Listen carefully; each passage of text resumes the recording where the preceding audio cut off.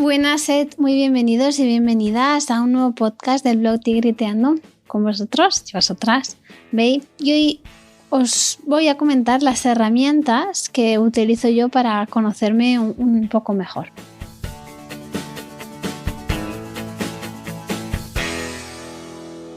Es una pregunta que me hacen muy a menudo. Quizás algunas veces desde el enfoque de cómo puedo hacer para no sentirme culpable o no enfadarme o no gritar o no explotar, y otras veces ya más centrada en cómo puedo hacer yo para autoconocerme mejor. Y es una pregunta muy difícil de responder porque es como, ¿cuál es tu comida preferida? Pues para algunas personas serán las croquetas y otros pues no tendrán ni idea. Es broma, a donde quiero llegar es que es algo muy personal y que lo único que puedo hacer es compartir cuáles han sido mis estrategias o mis herramientas para llegar a conocerme un poco mejor y para poder intentar ocuparme de las cosas en vez de reaccionar, poder intentar entenderlas en vez de tomármelas personal. Y bueno, eso es un poquito lo que os quería comentar en este podcast.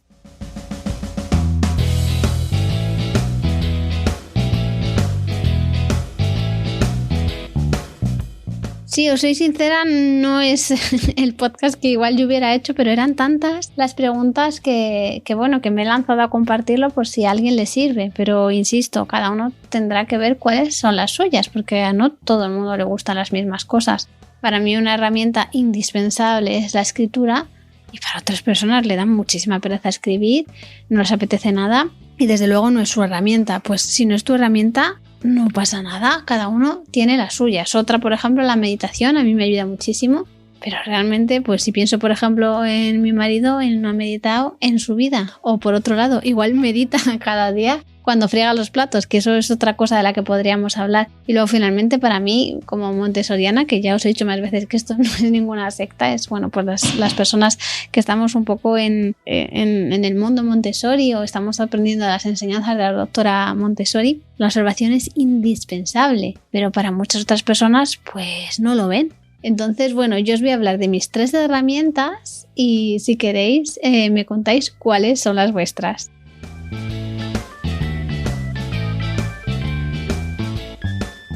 Vamos a empezar por la última de la que he hablado, la observación. Tenéis un podcast sobre observación en la que más o menos en 20-25 minutillos hacemos un repaso bastante intenso de lo que significa observar. Os doy algunas pautas para poder hacerlo, incluso hay deberes o mejor dicho quereres para poder hacerlo. Y bueno, la observación muchas veces la aplicamos o la enfocamos hacia los niños y las niñas que queremos observar o hacia objetos, animales, otras personas, lo que sea, y está bien, pero a donde yo quiero llegar hoy es a la autoobservación como herramienta de autoconocimiento. Al final vais a ver que todo es auto. Hay mucha autoobservación cuando yo estoy observando. Por ejemplo, estoy observando que una de mis peques no está haciendo algo de la manera que yo considero que es correcta o adecuada. Entonces, ese primer juicio que me sale y yo acepto y le doy la bienvenida porque me da mucha información y según lo acepto, lo descarto porque si estoy haciendo una observación es algo objetivo, o sea, la parte que está en mi mente la apunto porque pues sí, al final nos puede dar mucha información también, sobre todo lo que tiene que ver con la intuición, pero también nos puede estar traicionando lo que llamamos a veces el ego, ¿no? Yo creo que mi hija tiene que hacer esto de esta manera, que es la que yo igual se lo he enseñado, o es igual la que yo haría, o es igual la que a mí me gustaría porque esto me está produciendo mucha incomodidad. Esto es especialmente importante cuando las veo ahí llenarlo todo de agua, por ejemplo cuando se vayan. Observar es muy importante porque no solo nos da información de los peques que estamos observando, sino también de nosotros mismos. O, por ejemplo, cuando estoy viendo un conflicto entre mis hijas. Igual entre mis hijas pequeñas suelen ser pues, más conflictos de posesión o porque al final pues, no tienen cerebro racional y enseguida llegan a las manos. Pero igual el de mis hijas mayores sí que son conflictos más profundos, si dejáramos, más que pueden hacer más daño a nivel emocional que a nivel físico, ¿no? Entonces yo ahí me di cuenta de muchas cosas que yo igual no quiero ver, pero al final los hijos y las hijas nos ponen un reflejo y entonces veo clarísimamente muchas cosas de mi personalidad que realmente no he llegado a aceptar, que no me gustan y que bueno, darse cuenta de que no me gustan es como el primer paso para empezar a aceptarlas y una vez que las aceptas y así vas a poder buscar soluciones. Pero mientras que no las has aceptado, esto es una paradoja muy grande. Si tú no aceptas las cosas que quieres cambiar de ti, no vas a poder cambiarlas. Y bueno, la observación para eso es una herramienta brutal, en mi opinión, o por lo menos es la que a mí me funciona en ese sentido.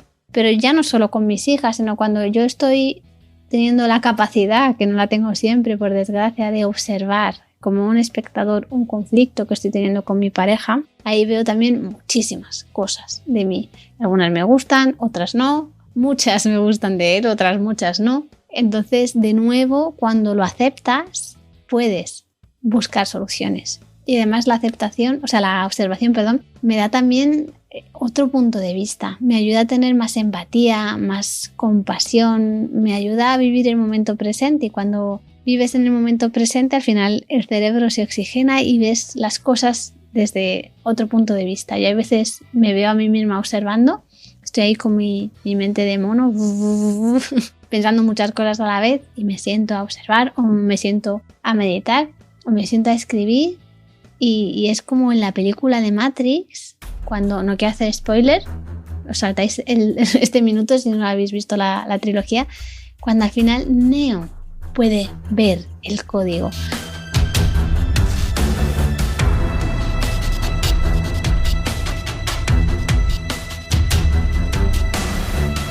Pues yo a mí me siento muchas veces, he estado como muy metida en un conflicto, rumiándolo un montón, no encontrando la salida, y de repente me siento a meditar, o me siento a observar, o me siento a escribir, y lo veo clarísimo, y no ha cambiado nada en el conflicto. La única que ha cambiado soy yo y mi forma de entenderlo.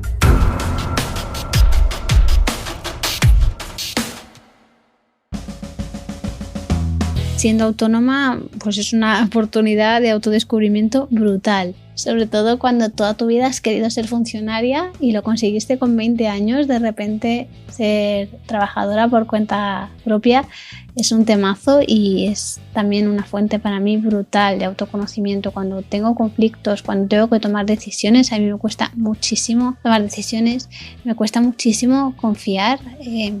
Son cosas que me cuestan un montón y las tengo que hacer porque no me queda otra.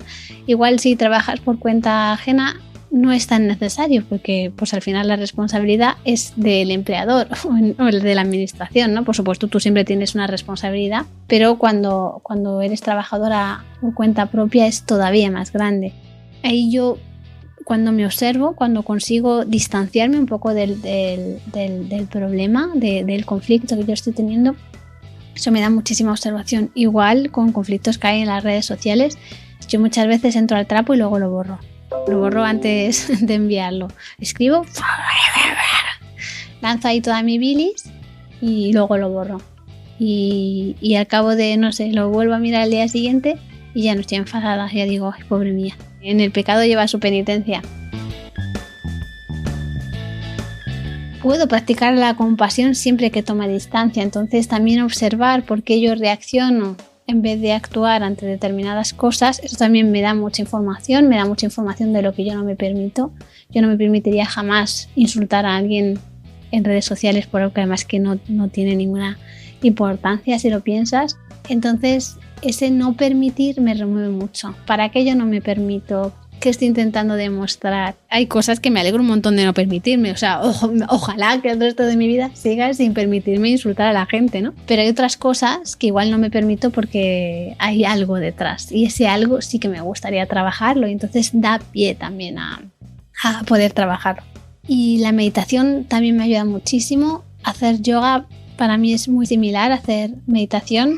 A veces hago yoga como si fuera una simple gimnasia y no tiene el mismo efecto. Cuando hablo de hacer yoga es a un nivel mucho más profundo, más consciente, más presente, y para mí normalmente va acompañado de la meditación.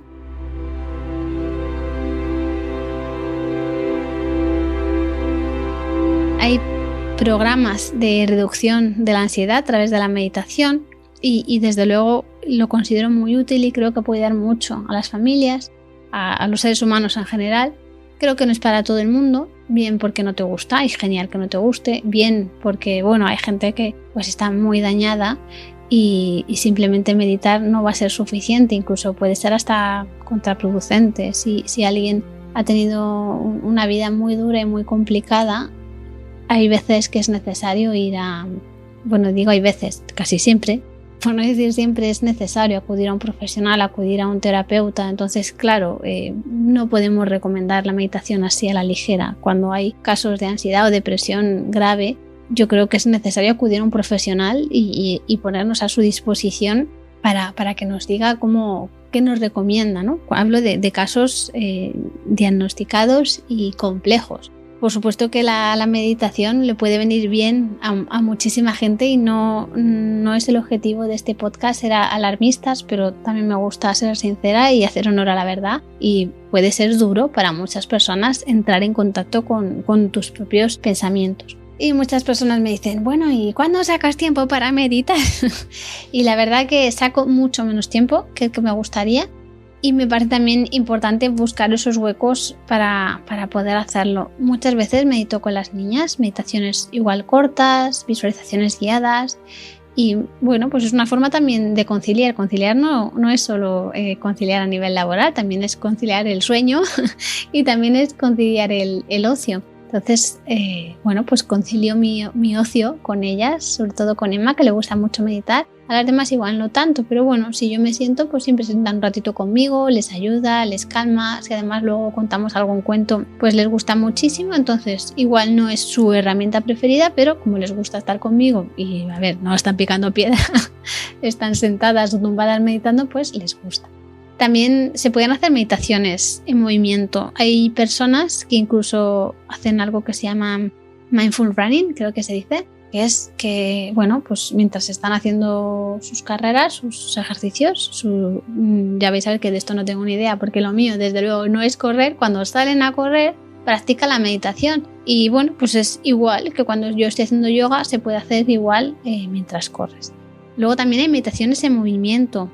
A mí me gusta mucho y esta también la suelo hacer con las niñas, a ellas se la hago más simplificada, es meditaciones de Osho, que Osho, si queréis ponéis en Google quién es, pero bueno, si queréis os puedo dejar una meditación en concreto que a mí me gusta muchísimo, que la aprendí a hacer con mi profe de yoga y yo me la pongo a veces y me ayuda muchísimo a centrarme y a concentrarme y a poner foco en lo que estoy haciendo y en lo que es realmente importante, porque muchas veces creemos que hay cosas que son importantes, pero luego las piensas y dices, madre mía, menuda chorrada por lo que me está preocupando, cuando al final lo único que importa es si va a salir o no el sol mañana, y va a salir. Igual ahí está nublado, pero salir sale todos los días, sale el sol aunque sea muy poquito. Y luego para mí observar es una forma de meditación, porque me ayuda a estar en el momento presente. A veces no observo hijas, a veces me gusta mucho observar animales. Igual no es fácil ver animales, entonces suelo observar mucho los bichitos y esto me ayuda mucho a cambiar la perspectiva. Igual he tenido una mosca, que los que habéis visto el congreso ya sabéis que les encanto, y está a mi alrededor, me está molestando, me está picando y de repente empiezo a observarla y lo veo con otros ojos. Es como os digo, como ¡guau! Matrix.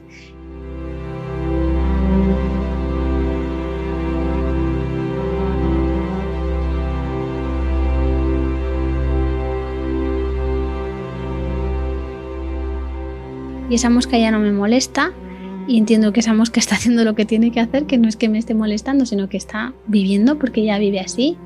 Y las veo cómo se rasca las patitas o hay veces que las he podido hacer una foto a cómo tiene los ojos y pienso qué maravilla tan absoluta de la naturaleza es esta mosca. Eso no quiere decir que no me entren ganas de matarla, claro. Cuando vuelve otra vez a molestarme y a picarme y a estar aquí. Ahora no tengo ninguna, pero hace un ratito tenía una. Observar para mí es también una forma de meditar. Y no siempre tiene por qué ser una meditación larga de varios minutos. Puede ser incluso un minuto de silencio, un minuto de atención plena, de escucharme a mí, de ver lo que estoy sintiendo en realidad, de respirar.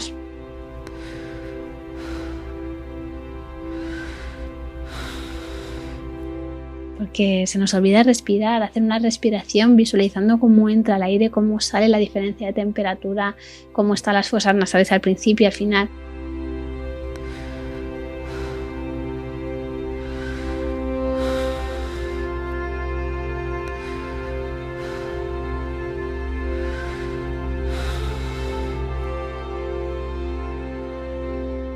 todo eso, o sea, al final yo lo veo muy relacionado, la observación, la autoobservación con la meditación, y es bajar las expectativas. Y luego hay otra cosa que he aprendido este año, que es que no se puede usar la meditación. No puedo decir, bueno, estoy teniendo esta emoción que no quiero tener y como me quiero evadir de ella voy a meditar. No, eso no funciona así. No.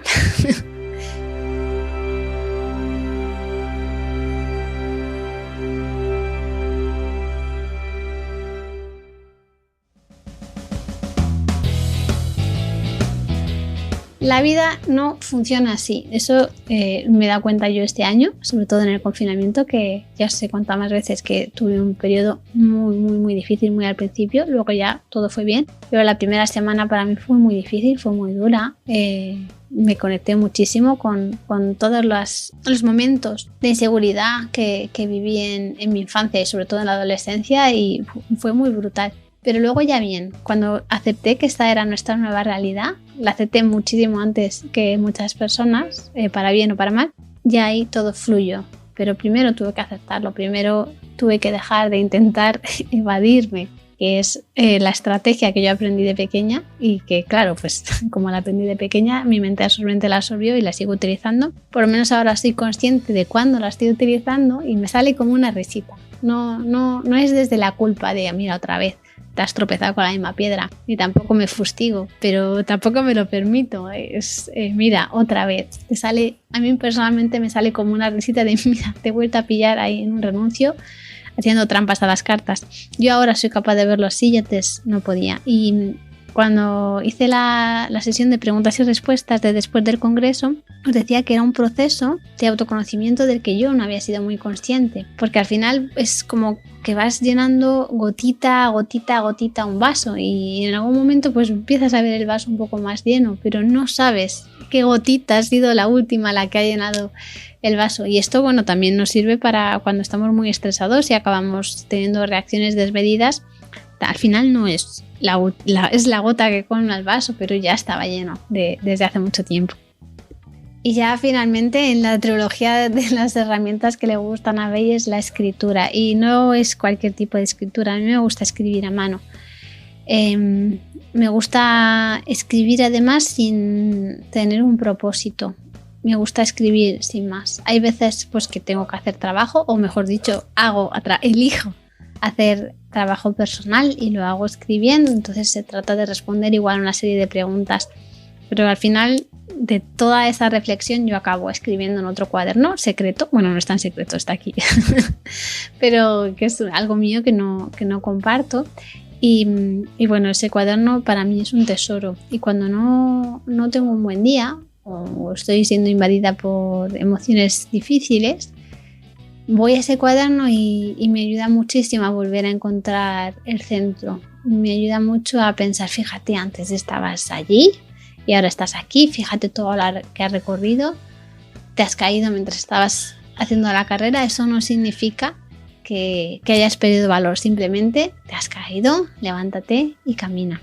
Al final se trata un poco de reflejar lo anterior. Cuando estoy observando, luego transcribo, y en esa transcripción describo lo que veo y a la vez le pongo mi juicio. Lo separo o bien en colores o bien en párrafos distintos. Bueno, es todo un proceso. Si tenéis un ratito podéis escuchar ese podcast. Y en la meditación igual. Yo hay veces que he tenido que parar para escribir un insight. No sé muy bien cómo traducir insight, como un flash de sabiduría que te llega de repente. A veces paro, escribo, sigo. y eso también me ayuda un montón. También me gusta trabajar mucho con una herramienta que he comentado más veces, que se llama Recuerdos de Infancia.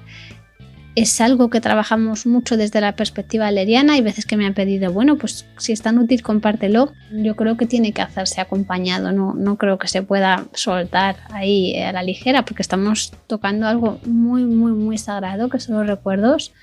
Y dependiendo de cómo sean los recuerdos, muchas personas incluso pues si han vivido trauma pueden volver a retraumatizarse, ¿no? Entonces por eso no la comparto. No es que me la quiera quedar para mí porque sea una avariciosa. Si fuera así no estaría haciendo este podcast. Es porque quiero cuidar a las personas, y quiero también ser sincera y decir que tampoco es la panacea, que a mí me parece bestial, pero a otras personas pues tampoco les apasiona, ¿no? Eso lo vemos mucho en asesoría. Igual tengo que elegir otra herramienta para otras personas cuando hago consultoría. Pero la herramienta de recuerdos de infancia a mí me ayuda muchísimo porque me hace ver que cuando estoy viviendo una situación determinada, me estoy conectando con una situación que viví en mi infancia a la que no le pude dar sentido.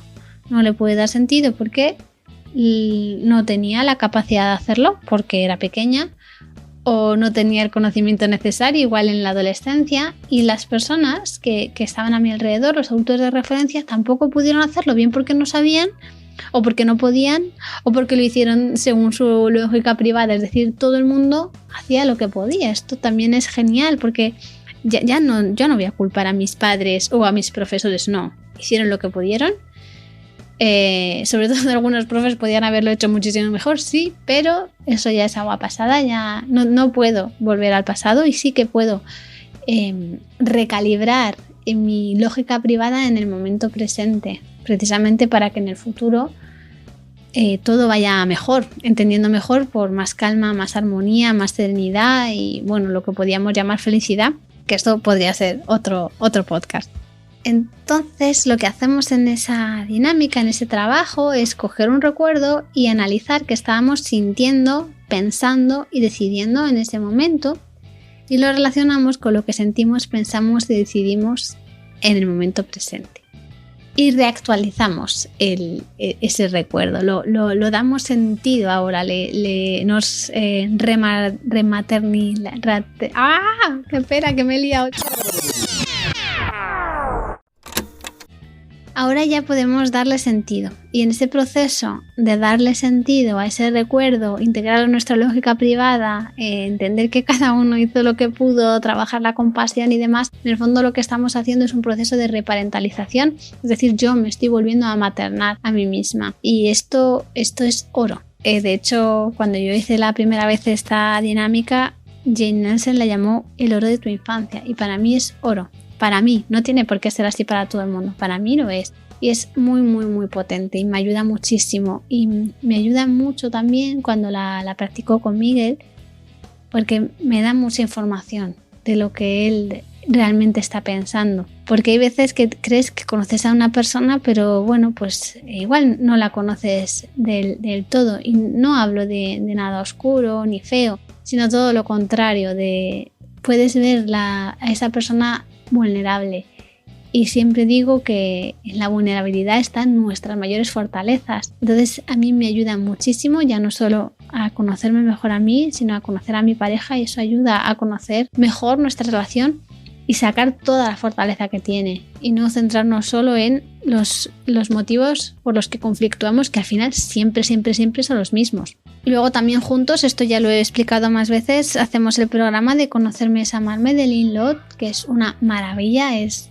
oro, lo amo muchísimo, creo que está muy bien hecho. Y bueno, en definitiva es un programón que a nosotros nos encanta, nos da mucha paz. Sí que es verdad que hay que hacer un esfuerzo porque al final, pues con las peques ya es a última hora y es como, ¿y de verdad? Voy a tener que sacar mi libro ahora, voy a tener que coger un recuerdo así que no me gusta mucho de mi infancia, lo voy a tener que racionalizar, le voy a tener que dar sentido, me voy a tener que reparentalizar ahora. No podemos poner en Netflix. Y es cierto, hay veces que ponemos el Netflix, o hay veces que nos vamos a la cama, o hay veces que hacemos otras cosas que no voy a contar en este podcast. Pero a donde quiero llegar es que hay que agendarlo, o hay que tener un propósito, porque si no al final, por lo menos a nosotros nos pasa, la vida nos engulle y no hacemos las cosas que realmente querríamos hacer. Y esto me lleva a una herramienta que no la tengo así como si dijéramos muy instrumentalizada, no sé muy bien cómo funciona, pero tengo clarísimo que funciona.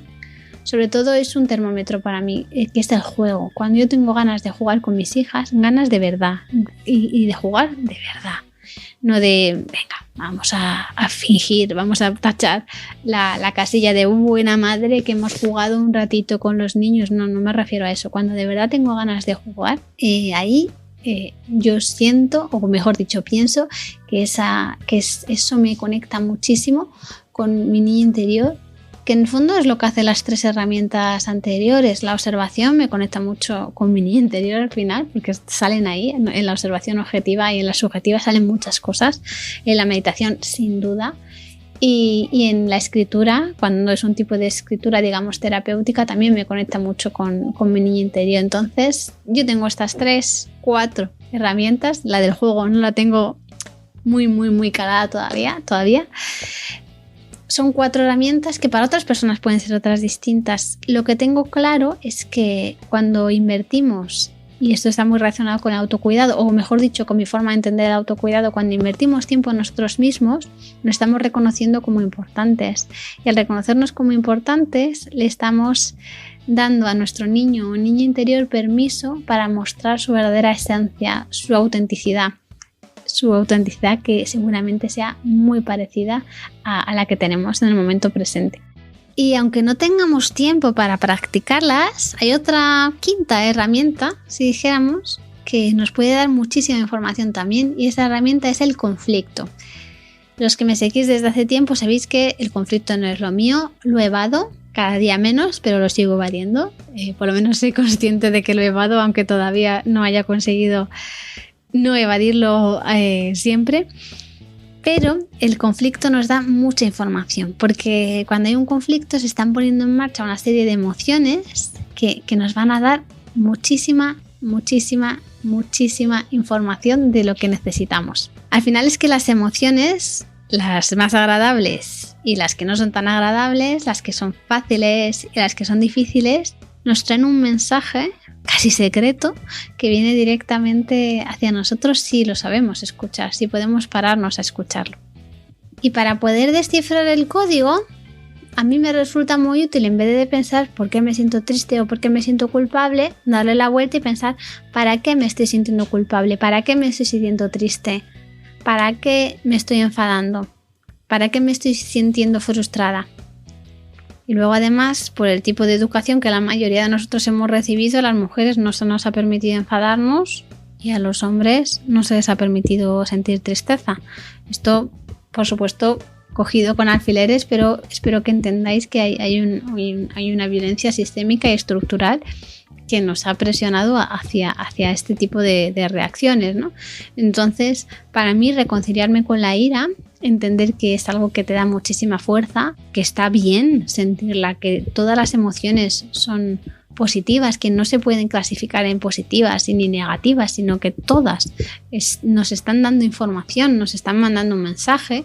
Entender que sentir rabia no es algo que yo tengo que anestesiar, sino todo lo contrario. La tengo que dar la bienvenida, la tengo que escuchar lo que me quiere decir. Por supuesto, muchas veces será necesario tomar distancia para no herir a los demás, pero no intentar reprimir la ira, sino escuchar lo que nos viene a decir. Lo mismo pasa con el resto de emociones, lo mismo pasa con la vergüenza, lo mismo pasa con la tristeza. La tristeza al final lo que nos da es un mensaje de cuidado. Es una emoción que igual pues, no nos gusta sentirla, pero a mí me parece muy importante darle su espacio. Y esto, por suerte o por desgracia, yo lo aprendí hace unos años. Cada vez aprendo más de mis emociones, cada vez aprendo más de mí misma.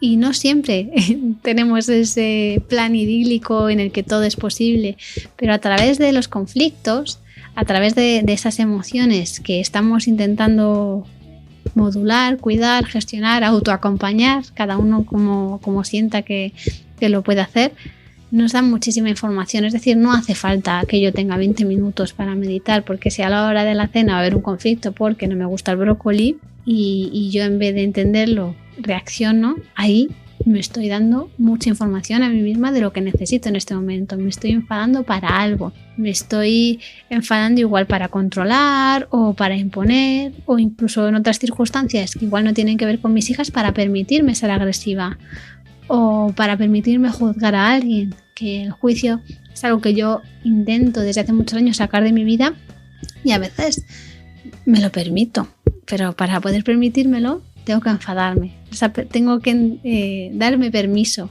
tengo que hacer ese proceso mental en el que yo me enfado. Ay, me he hecho un lío. A ver cómo lo digo. ver cómo lo digo, que es complicado de explicar. Cuando alguien hace algo, en vez de salirme la parte compasiva y me sale la juiciosa, esa parte juiciosa me sale por el enfado. Es decir, yo me enfado para permitirme a mí misma juzgar a esa otra persona que para mí, en mi lógica privada, en mi forma de entender la vida, ha hecho algo deleznable. Desde ir sin mascarilla hasta realmente hacerme un daño personal fehaciente, ¿no? La ira es una maravilla. La verdad que es la conclusión a la que he llegado en los últimos años.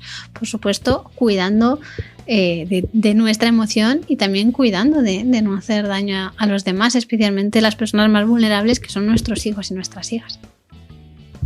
Y es que al final de lo que llevamos hablando, o de lo que llevo hablando todo el podcast, es de satisfacer necesidades.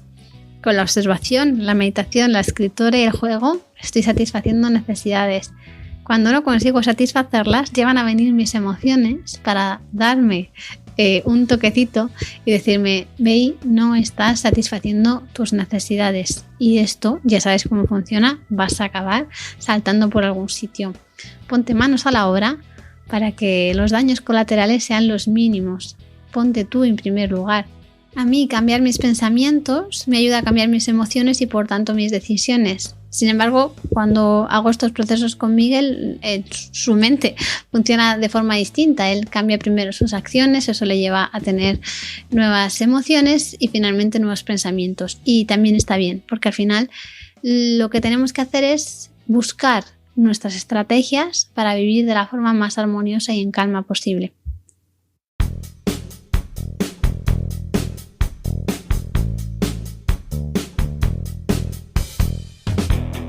A modo de conclusión del podcast, tengo 4 herramientas que para mí son fundamentales. Cuando no estoy llegando a ellas, ya vienen mis emociones a darme el toque. Y eso me lleva de nuevo a algo que llevo intentando difundir desde hace años, que es la importancia del autocuidado, no como una casilla, no como solamente ese cuidarse para cuidar. Hay que cuidarse porque tenemos que cuidarnos, nos lo merecemos, lo necesitamos. No hay nada de malo en ponernos en primer lugar. Simplemente cuando decimos esa frase, o cuando yo la digo por lo menos, el no puedes cuidar si tú no te estás cuidando, es una llamada a quitarnos la culpa de encima. Es decir, si no estás sacando ni siquiera tiempo para satisfacer tus necesidades primarias, ¿cómo vas a sacar tiempo para satisfacer las necesidades de las otras personas? Y esto no siempre, hay veces que se puede y no se quiere, entonces bueno, ahí hay que trabajar mucho, para qué estamos sintiendo culpa cuando nos cuidamos, que eso igual nos da para otro podcast. Pero en el fondo de lo que se trata es de que el contexto en el que vivimos, en el que los cuidados no son importantes, nos está haciendo que no nos demos permiso para poder cuidarnos, o ni siquiera haya tiempo material para que eso exista. Cuando digo cuidarse para cuidar, me refiero a eso, vamos a rebajar nuestras expectativas, vamos a aceptarnos, vamos a pensar que lo estamos haciendo de la mejor forma posible, dadas las circunstancias que estamos viviendo, que si ya antes eran malas, complicadas, complejas, por la falta de apoyos, la falta de tribu, desde que estamos con una pandemia en nuestras espaldas es todavía más difícil. Entonces, como es uno de mis mantras, si todas han sobrevivido, vamos a ponernos una medallita, vamos a besar las naricitas que podamos besar cada noche, vamos a agradecer a la vida a las que no podemos besar porque algo seguramente nos ha enseñado, aunque quizás ahora todavía no podamos verlo, y vamos a querernos mucho porque al final de lo que se trata el autocuidado es de poner en valor a la persona más importante de nuestra vida, que somos nosotras mismas. Y con esto me despido. Al final me ha salido un podcast larguito, lo quería hacer más corto. Espero que os haya gustado, que os sirva, que os ayude a enfocaros en lo que realmente importa, que es la confianza y el amor y la generosidad, sobre todo hacia uno mismo, porque si no funciona. Y os mando un besazo enorme y nos escuchamos en el siguiente podcast. ¡Chao!